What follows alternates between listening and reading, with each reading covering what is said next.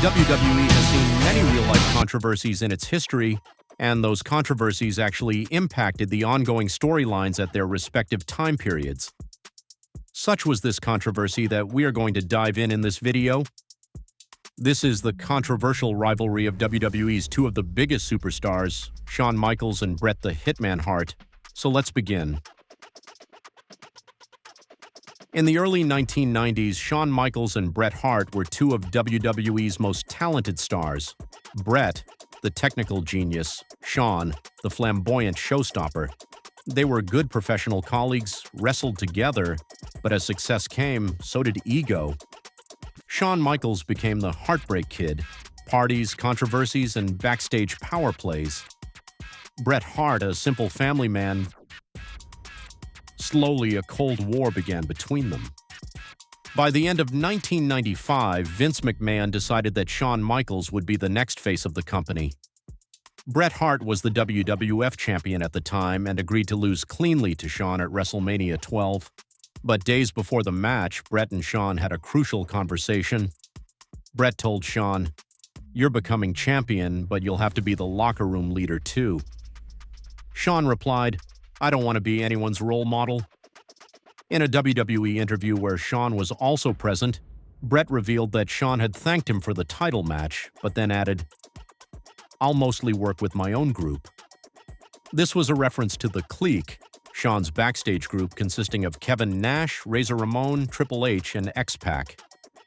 This was the moment Bret realized Shawn wasn't mentally or emotionally ready to be WWE champion. Bret believed Shawn only cared about his friends and money, not helping other wrestlers grow. Bret said, "Being champion isn't just about winning the title, it comes with responsibility." After that, Bret lost all trust in Shawn. After WrestleMania XII, when Shawn became champion, he never thanked Bret. No acknowledgement in the ring or media. Bret felt Shawn didn't just win the match, he lost respect. Even a post-match handshake was ignored, which Bret found deeply insulting. After that, Hitman took a break as he was doing other projects like movies and TV show appearances and interviews. Over there, he said some things that were off-limits for Shawn. In early 1997, the plan was for Bret to win back the title and continue his rivalry with Shawn at WrestleMania XIII.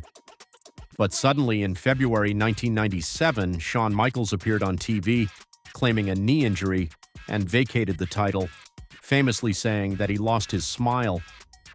Bret believed this was just an excuse because Shawn didn't want to lose to him at WrestleMania.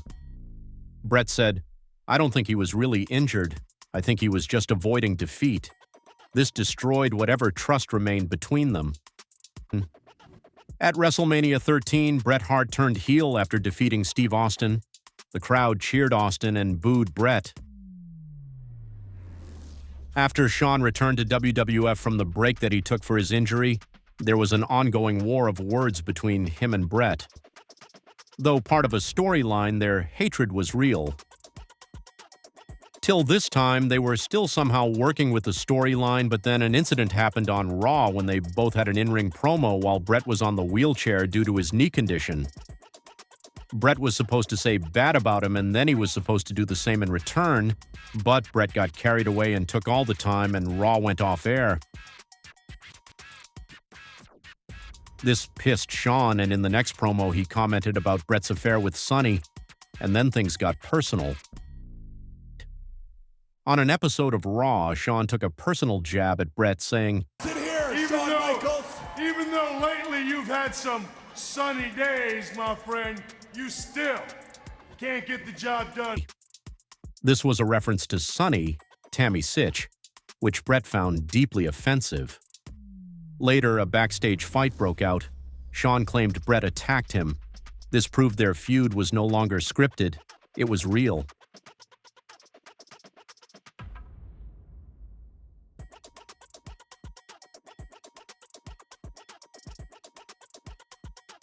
November 1997, Survivor Series, Montreal. Bret's contract was finalizing with WCW. According to Bret, he had no problem dropping the title to Shawn, but something changed. In interviews, Bret revealed that Bret told him in the locker room, "I won't mix personal issues with professional ones. I have no problem losing to you." But then Shawn added, "I wouldn't do the same for you." This infuriated Bret. He told Vince, "I won't drop the title in Canada, and not to Shawn." He was willing to lose to The Undertaker instead. But Vince had other plans. Secretly, he conspired with referee Earl Hebner, Triple H, and Shawn to fix the match's ending. During the match, Shawn locked Bret in the sharpshooter. The bell rang out of nowhere. Bret was stunned, the crowd was shocked, and Bret angrily wrote WCW in the air.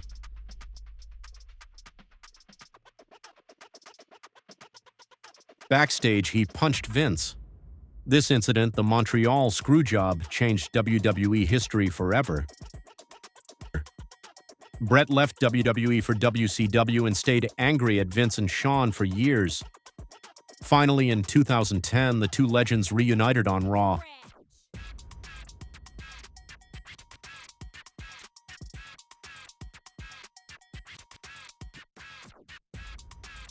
They shook hands, ending wrestling's most infamous feud.